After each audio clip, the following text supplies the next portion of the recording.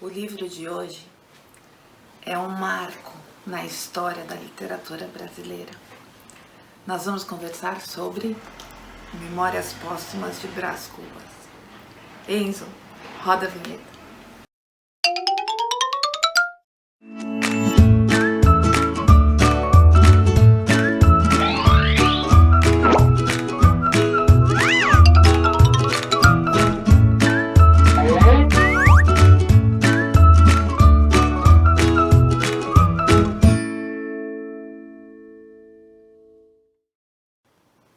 Bom dia, boa tarde, boa noite. Então vamos conversar sobre a obra, talvez, não digo a mais importante do Machado de Assis, mas foi a primeira obra que o projetou de forma muito diferente no cenário internacional. Isso depois de sua morte no século XX, em 1908, o Machado faleceu. Antes de entrar no enredo do livro, nas personagens, na discussão dessa história, é preciso que a gente converse um pouquinho sobre o momento literário no qual esse livro foi lançado e sobre quem era Machado de Assis. Bem, na apresentação da dinâmica do canal para o mês de junho, eu comentei que o realismo apresentava um olhar real, um olhar que tentava mostrar a realidade da sociedade daquele momento. A gente está falando da segunda metade do século XIX. É preciso afinar um pouquinho esse conceito. A burguesia trabalhava. Vamos pensar isso assim, lá no período da... mais ou menos essa ideia já existia. Então a gente tem uma burguesia que vai fazer revolução industrial. Por que eu digo? Porque essa era uma das ideias do Lutero. A gente tinha uma igreja católica que condenava o enriquecimento e o Lutero via uma possibilidade do indivíduo trabalhar, conseguir ganhar, conseguir ter lucro e, desde que não fizesse mal a ninguém, ter direito ao reino dos céus como os outros cristãos. Veja que a reforma protestante ela vai se espalhar por países que fizeram primeiro a sua revolução industrial. Fosse com o calvinismo, fosse com a igreja anglicana. Mas Henrique VIII tinha interesse nas esposas. Sim, mas pense na questão econômica. A gente vai ter nesses países que não tinham a Inquisição tão forte, essa mudança. E aí a burguesia vai aparecer. Só que a burguesia aparece com um grande poder econômico e sem representação. Quando eu falo representação, é representação de espaço social. O aristocrata continuava sendo aquele que mandava. E o burguês não, embora ele tivesse o dinheiro. Então, como a gente consegue ter algum poder político? Como a gente consegue ter algum poder político? Eu não estou dizendo partidário, estou dizendo poder político de participação na sociedade, fazendo propaganda.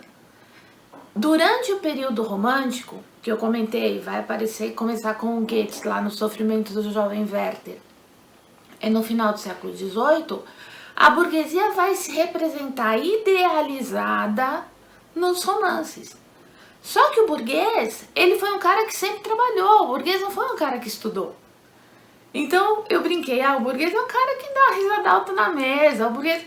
Mas é verdade, o cara estava trabalhando enquanto quem se aculturava continuava sendo aristocrata.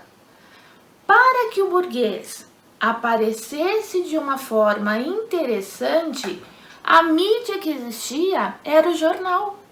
Então o romantismo vai mostrar de forma idealizada esse burguês nos romances românticos. Todo mundo é educado, todo mundo é bonito, todo mundo é cheiroso, todo mundo é perfeito, salvo nos romances que fogem à regra, como Senhora do Alencar, por exemplo. E aí a gente vai falar sobre isso um pouco depois. Mas a sujeira toda do burguês estava indo para debaixo dos tapetes. Quando o realismo vem, e mais que o realismo, o naturalismo, toda a podridão social que o burguês escondeu vai ser denunciada. Onde? Na literatura. Aparecia no jornal, nos folhetins e depois era o Vale a Pena Ver de Novo. Isso era publicado nos livros.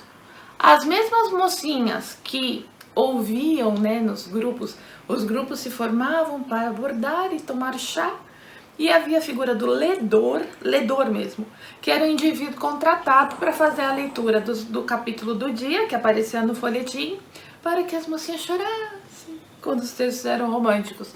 E depois, né, isso era feito ou não. O cortiço demorou muito para começar a ser consumido, né, de verdade pelas pessoas, mas a obra ela acabou sendo aparecendo no folhetim, depois aparecendo no livro, ou aparecendo diretamente no livro, sendo censurada a princípio.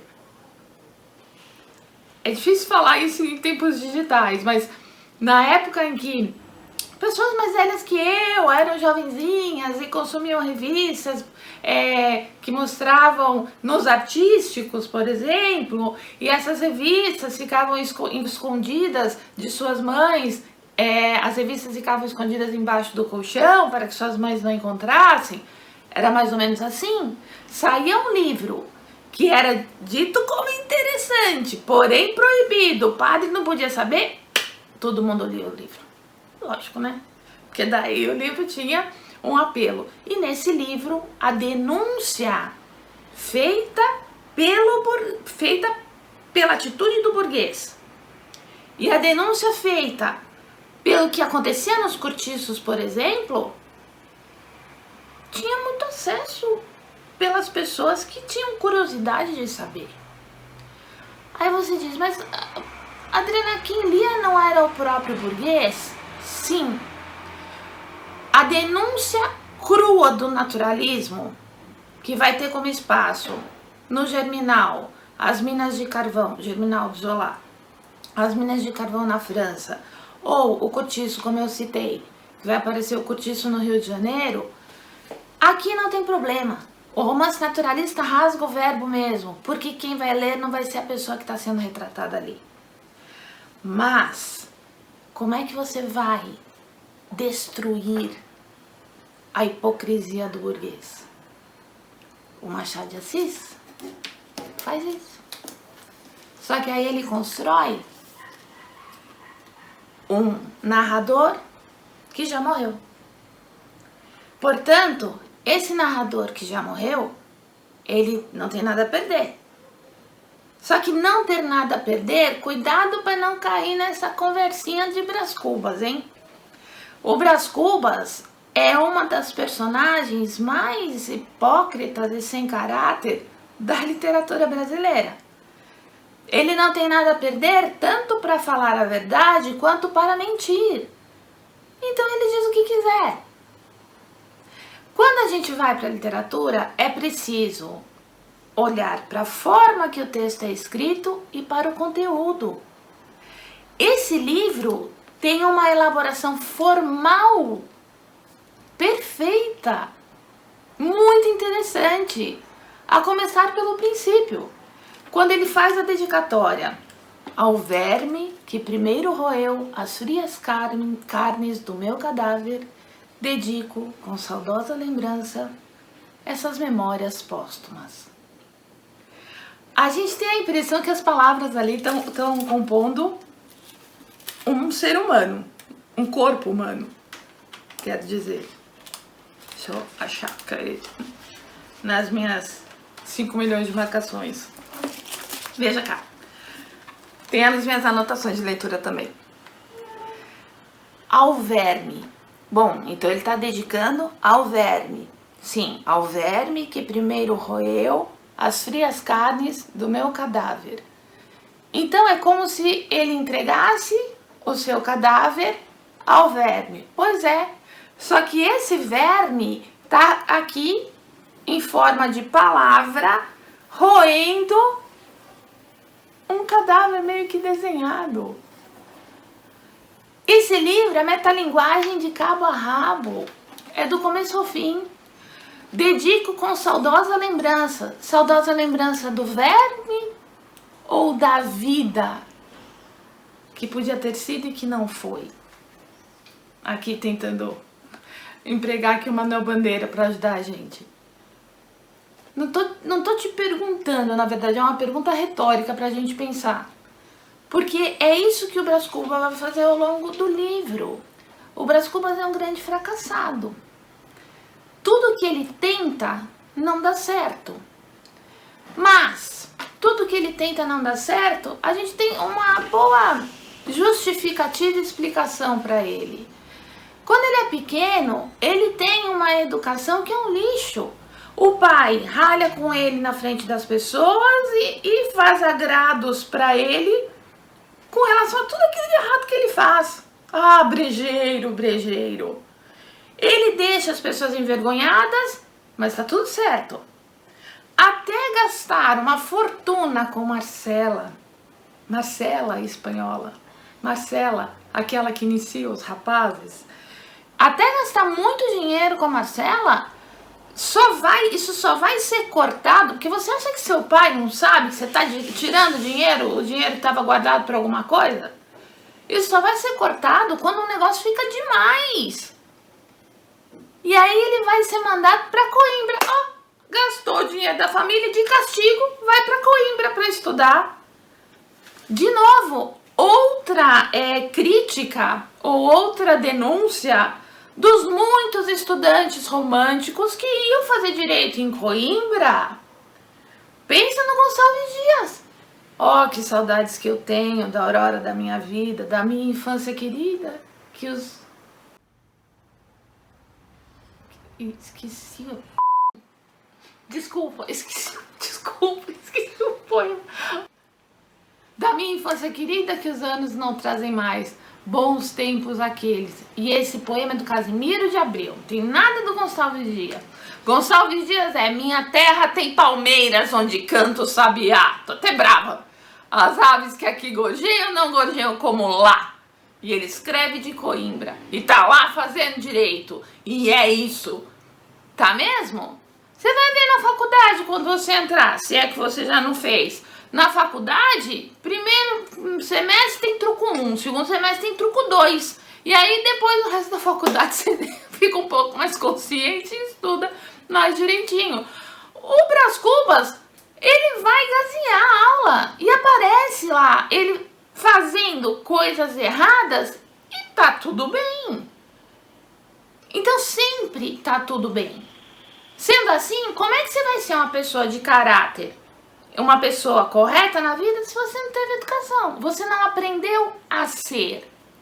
A família do Brás Cubas é uma família enriquecida porque lá atrás teve um Cubas que era um tanoeiro, um senhor que fabricava barris, que foi meio que apagado da genealogia, porque afinal não era fino. O burguês está tentando sempre ser um aristocrata. Então mantiveram o nome, por quê? Porque, diz até o livro, né? Havia aqui na capitania de São Vicente, São Vincent, se ela teria sido fundada por um tal Brás Cubas. Tá tudo errado. Não é que não gosto muito de jogar pro autor, mas nesse caso eu preciso. Não é que o Machado não soubesse, logo Machado de Assis, que quem está ligado a Brás Cubas é Santos e São Vicente está ligado a Martim Afonso.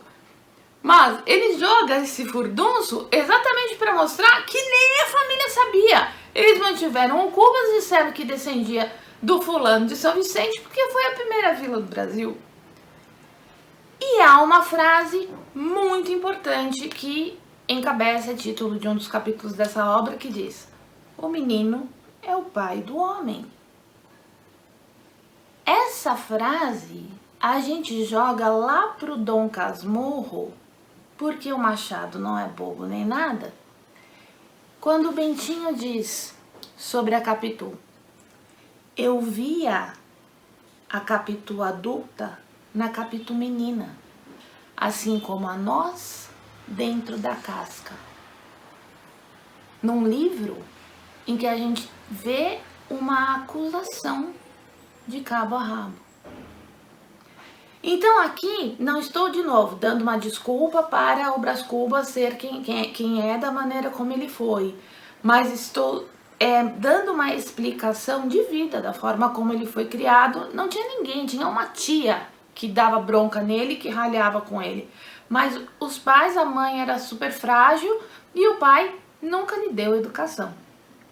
Quando o Brás Cubas tem todo esse envolvimento com a Marcela, que é bastante trabalhado e tal, porque vai ser o primeiro amor, né? Até que quando ele volta, ele está andando na rua e vai cair o vidro do relógio, era aqueles relógios de colete. E aí ele vê uma lojinha, ele acha que é um relojoeiro, ele entra. Quando ele entra nessa lojinha, ele encontra a Marcela toda marcada de varíola e envelhecida. E ele sente nojo. Não são palavras minhas, são do próprio Brás Cubas. E fica muito incomodado. E aí a gente percebe como as coisas são sempre superficiais. A tal ideia do emplasto que ele tem, de contribuir para a humanidade com o emplasto contra a melancolia, não. É um emplasto, aqueles adesivos que vem com medicação, não vou falar o nome, tá? Não. Ele quer fazer um emplasto que tenha o nome dele, Brás Cubas. Isso já vai ser no final da vida, tá? Porque ele vai tentar outras coisas que não vão acontecer também. O importante é o nome, que o nome apareça, para que ele tenha alguma fama. Então é sempre assim. A Marcela vai ter morrido.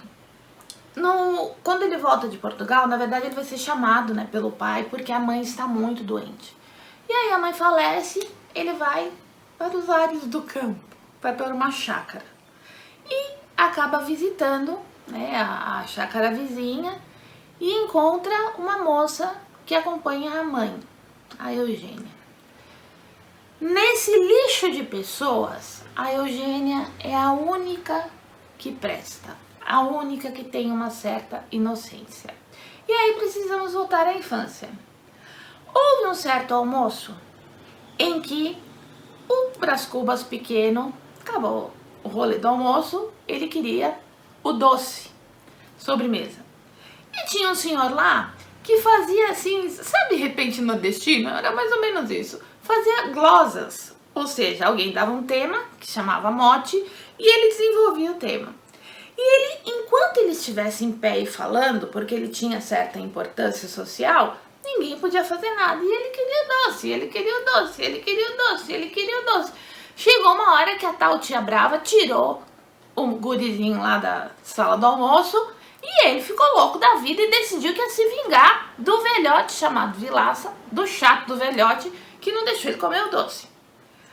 Aí acabaram os motes e glosas, veio a hora da sobremesa, deixaram ele comer o doce e foram ao jardim. Imagina um jardim que tem assim uns caminhozinhos, como se fossem alguns labirintos e tal, né? Alguns passeios. O pequeno Brás, doce criança, chamava ele de menino demônio, doce criança, viu o Vilaça beijando uma outra senhora que lá estava, Dona Eusébia. Ele casado, ela solteira. Era a hora da vingança. Brás Cubas foi até o salão onde estavam algumas pessoas. Eu vi o Vilaça beijando a Dona Eusébia, eu vi. Tava feito a mesquerenga. De novo o pai brigou na frente, acarinhou atrás. E passaram-se os anos então, na tal chácara. Quem ele havia encontrado? A Dona Eusébia, que era a beijante do Vilaça, com uma filha, a tal Eugênia que eu disse. Doce, doce moça, a única pura. Só que não. O que a moça fez? Ela não fez nada. Nessa época, o Darwin tinha um primo que discutia a teoria da eugenia na Europa, né? Então, a eugenia, você traz alguma deformação que vem da genética. A moça chamava-se Eugênia. Ela era fruto daquela traição. Porque ele não diz, mas a gente pressupõe que rolou alguma coisa a mais que aquele beijo na moita. Tanto que ele se refere à menina como a flor da moita. Eugênia era coxa, manca. E aí, quando ele percebe que a menina manca, pronto, se desfez o castelo. Oh, por que coxa se tão bela? Por que bela se é coxa? E resolve que não serve para casar. Podre, né? Tem um problema físico que marca aquele momento da traição, ou seja, não é mais pura, não serve para casar porque não serve para Desculpe, ainda bem que não tem aluna aqui. Vamos lá. Porque não serve para mostrar para a sociedade, então não quer mais casar com ela. Porém, no dia seguinte ele vai ainda almoçar lá, decidido que vai embora pro Rio. Chega, coisa de chácara, não tem casamento, não tem nada. E a mocinha está com ele conversando no andar de cima, a mãe chama para o almoço no andar de baixo. E ela vai passar por ele. Quando ela passa por ele, meninas têm um ódio. Quando ela passa por ele a enlaça pela cintura, ela tem 17 anos. E nunca havia beijado ninguém.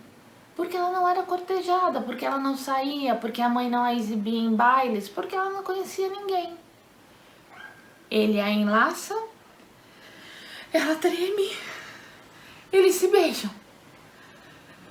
Ela com sonhos nas nuvens. E ele pensando, ai meu Deus, porque bela se coxa, porque coxa se bela. Isso mesmo que você está pensando aí. Aí ele almoça e vai embora. Pobre da Eugênia. Enfim, o pai dele resolve que ele precisa se casar. Afinal, a dinastia Cubas tem que continuar. Mas esse casamento tem que lhe dar algum cargo político, né? Perceba que o Brás Cubas nunca trabalha. E também não há, assim, na cabeça desse pai, não há necessidade dele trabalhar. Ele tem que ser alguém na sociedade. E aí o pai, ele arruma uma noiva, a Virgília, uma moça de boa família que pode levá-lo a um cargo político. O Brás Cubas não... Mas tem que ser as duas coisas. Não pode ser só a moça. Leva uma carraspana do pai, de verdade, porque agora a questão é de interesse. E aí começa a cortejar a Virgília curte, rola um namorinho. Só que ele demora pra engatar e a questão política não vai, porque ele não tem tino político nenhum. E aparece outro, um tal de Lobo Neves, que pega a Virgília e vai-se embora. Aí você fala, peraí, Adriana, mas a Virgília não gostava do Brás Cubas?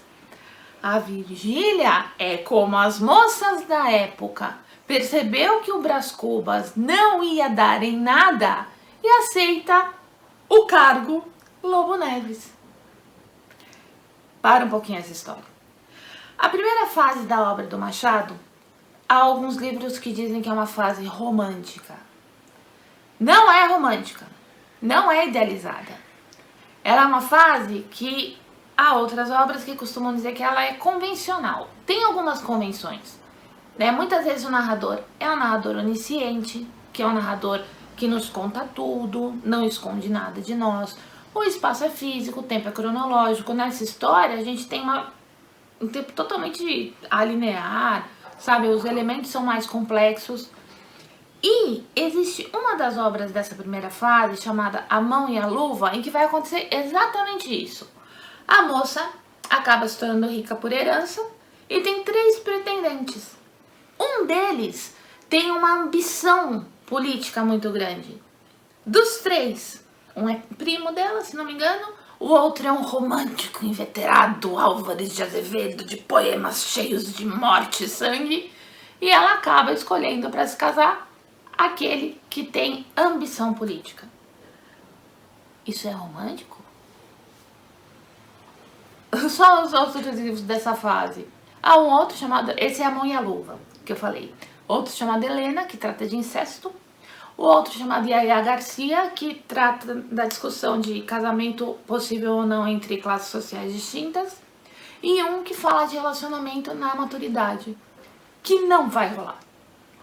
Então, só para vocês perceberem onde essa primeira fase é romântica. Não é. Tem algumas coisas convencionais, mas não é romântica. Voltemos ao Machado. Que também, cadê o realismo no defunto autor? Depois, no Quincas Borba, Herança do Cachorro. Depois, no Dom Casmurro, uma narrativa em primeira pessoa que vai mostrar lá o cara vendo o melhor amigo do filho. Opa! Tem uma coisa estranha. Nós temos, assim, um Machado de Assis que, na verdade, não se encaixa em nenhuma escola literária. Machado de Assis é Machado de Assis. Por isso que a gente reverencia. A dificuldade na leitura é por causa da linguagem, mesmo ser do século XIX. Mas aí a gente vai ajudando. Bem, eu comentei sobre a questão da Virgília. A Virgília, ela vai ter um caso com Brás Cubas. Veja de novo que as coisas não têm escrúpulos. E eles vão se encontrar numa casinha que o Brás Cubas arruma, mas assim, num bairro distante do lugar do centro da cidade, que naquela época ainda era o melhor lugar para se viver no Rio de Janeiro. E há uma pessoa que vai cuidar da casa, que é a Dona Plácida. A Dona Plácida cuidara da Virgília quando a Virgília era pequena. Um caso? Sim, um caso tórrido por um tempo. Agora, muito cuidado quando você for ler, porque o Brás Cubas fala de uma gravidez. E eu já vi várias resenhas em que as pessoas falam, não, Virgília ficou grávida. Então tá, primeiro, se ela ficou grávida, tem certeza que é do Brás Cubas? É lógico que ele diria que seria dele. Por quê? Porque ele é totalmente ególatra, tá? Mas ele mesmo fala que ela não toca no assunto, que ela não gosta de falar do assunto, e depois ele vai falar de um aborto. Então é tudo pela boca dele. É muito complicado você dizer Virgília ficou grávida. É melhor dizer Brás Cubas diz que Virgília ficou grávida, porque ela mesma, ela não completa, assim, não continua as conversas dele sobre essa gravidez. Importante nessa história, o reencontro de Brás Cubas com um amigo de infância chamado Quincas Borba. Eles se encontram perto de uma igreja e Quincas Borba está mendigo, decrépito, assim, terrível. Por que eu digo isso? Quando eram pequenos, o Brás Cubas diz que Quincas Borba, assim, sempre que eles brincavam, Quincas Borba era um imperador. Tinha um empregado ou uma empregada, sempre alguém que o levava à escola, todo bonito, arrumado, limpinho, cheiroso e tal. E agora eles estavam morando no 5º degrau da porta da igreja. Há uma cena em que o Quincas Borba dá um abraço para se despedir do...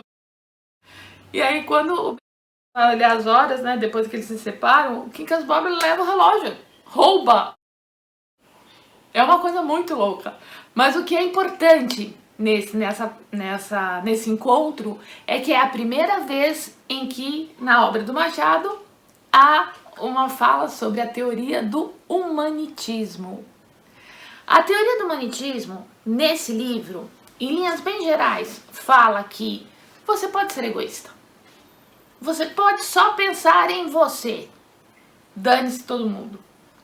Cuidado que a célebre frase, ao vencedor as batatas, está no livro Quincas Borba, que virá, esse é de 1881, Quincas Borba é de 1889. Lá virá toda a explicação das tribos que caminham, tal.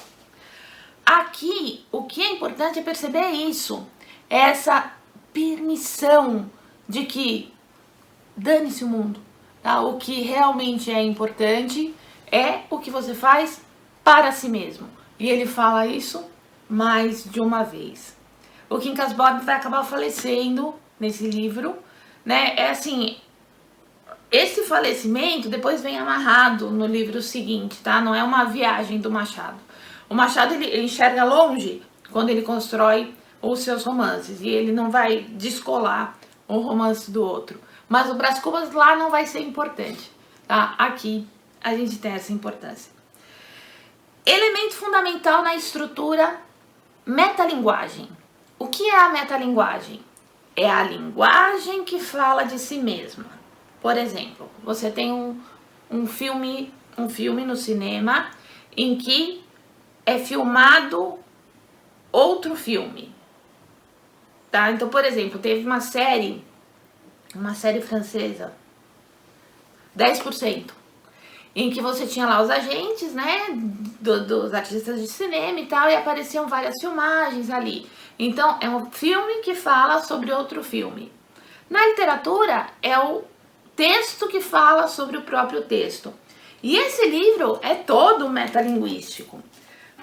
A dedicatória, né, ao verme que primeiro roeu as frias carnes do meu cadáver, dedico essas memórias póstumas. Falou das memórias póstumas, está falando do próprio texto. Há alguns textos em que ele escreve com pontuações. É sensacional. E é sensacional exatamente porque é muito erótico. Vamos lá, ao erotismo.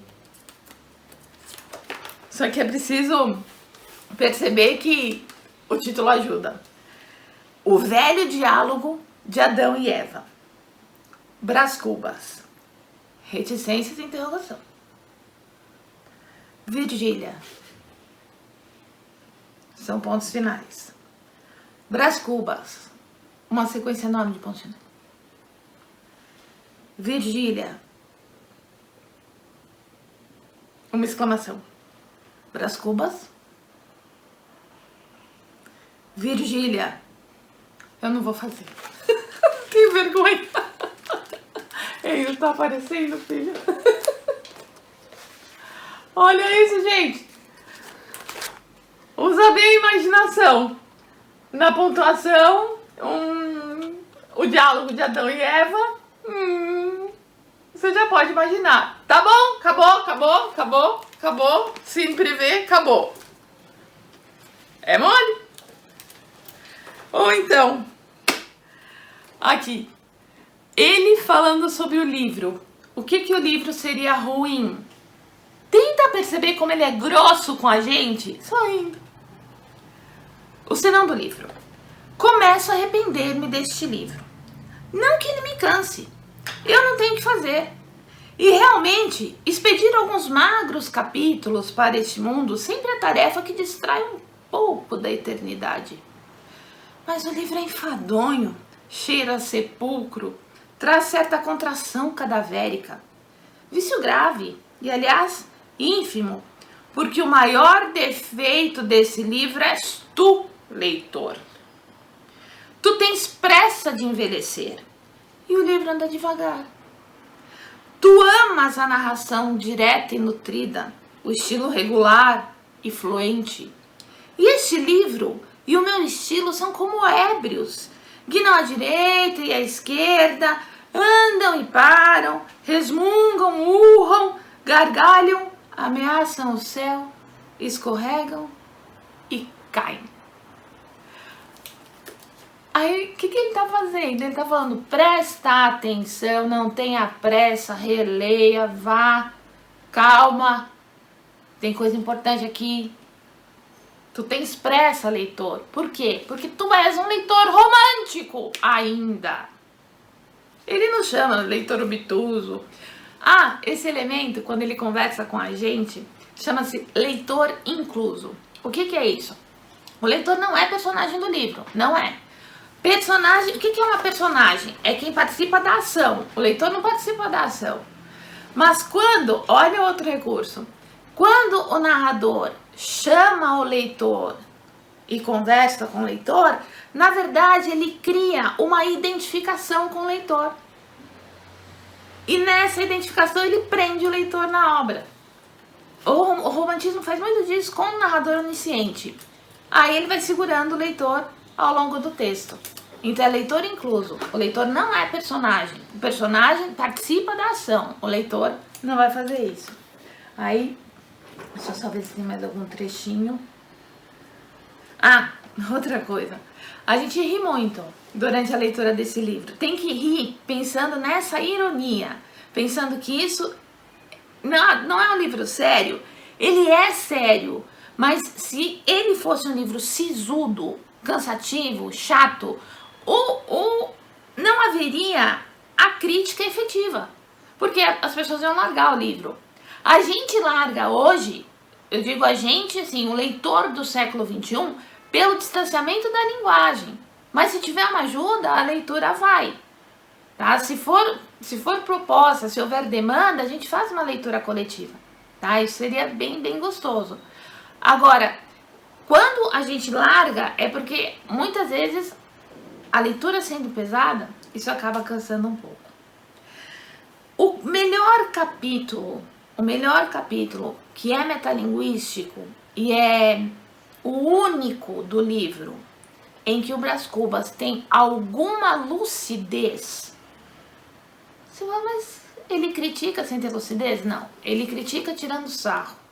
Que é como quando o indivíduo tem alguma coisa que a sociedade não gosta, tá acima do peso, sofre por algum preconceito, ele tira sarro dele mesmo antes de alguém tirar sarro. Então isso acontece muito aqui. Mas no capítulo em que ele é realmente lúcido, é o último capítulo, que se chama Das Negativas, e esse eu não vou ler com você. Esse eu gostaria que você lesse e que você escrevesse para mim nos comentários qual é a lucidez de uma pessoa como Brás Cubas, de uma pessoa que cresceu num lar corrompido, que viveu sem trabalhar nunca e sempre tendo do bom e do melhor, que foi uma pessoa corrupta com valores. Eu não vou falar palavrão, estou me controlando, tá?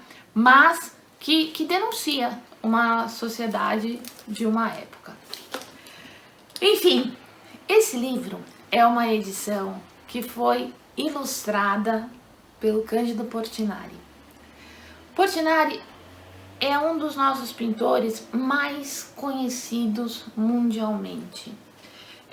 Há obras dele a gente até não sabe tanto quanto existe, mas em vários museus do mundo. Ele tem enormes na ONU. E essa edição, ela traz algumas dessas ilustrações. Então, eu separei algumas. Aqui, ó. Eu preciso de ajuda, só para conferir se tá aparecendo. O verme, tá vendo? Aí, há muitas ilustrações, tá? Muitas mesmo. Separei aqui algumas só pra... aqui, importante. Era muito comum os meninos terem escravos crianças, né? O menino rico tendo escravo pequeno. E aqui o Brás Cubas está montado no Prudêncio. Haverá uma cena em que ele vai encontrar no centro um escravo açoitando outro escravo. Então é o escravo liberto que naquele momento está açoitando o próprio escravo. Quando ele aparece, ele chama Prudêncio. É o escravo violento, o ex-escravo, perdão, que naquele momento se comporta de maneira violenta. E aí, na hora, automaticamente, o Prudêncio, que ali era o senhor daquele escravo, se torna escravo de Brás Cubas.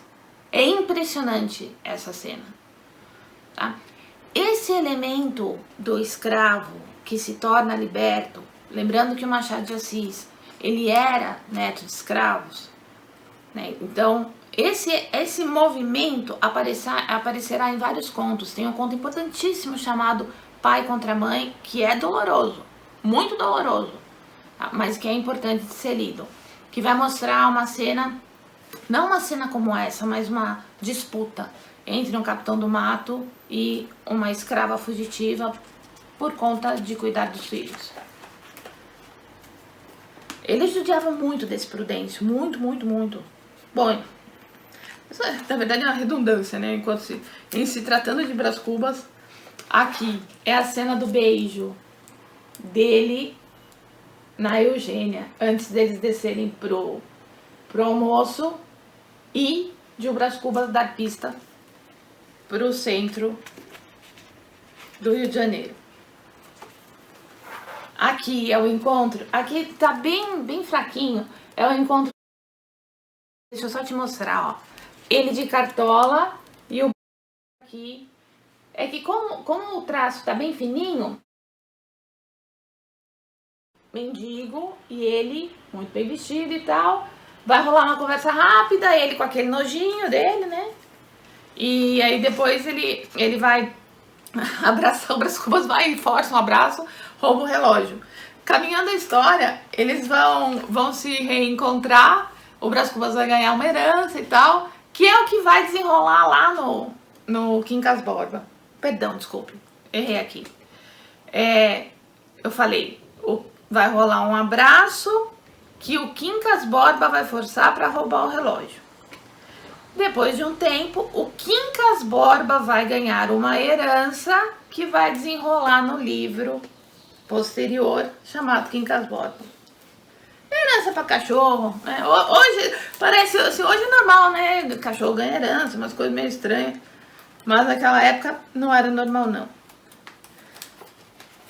Aqui, só um trechinho sobre o humanitismo. Primeiramente, há o sentimento de uma boa ação. E dedutivamente, a consciência de que somos capazes de boas ações. Em segundo lugar, recebe-se uma convicção de superioridade sobre outra criatura. Superioridade no estado e nos meios. E esta é uma das coisas mais legitimamente agradáveis, segundo as melhores opiniões, ao organismo humano. Faz bem para a saúde você ser mau e egoísta. Amores, é isso. Por favor, dê o seu like se você gostou do vídeo, espero que sim. Comente, tá? Me ajuda assim a ter os parâmetros, né, do encaminhamento, né, nesses primeiros vídeos. Comente, compartilhe, dê seu like, inscreva-se, por favor, e coloque aí as suas sugestões, estou à sua disposição. Coloque as dúvidas, a gente vai conversando, tá? Um grande beijo e até o próximo vídeo. Valeu!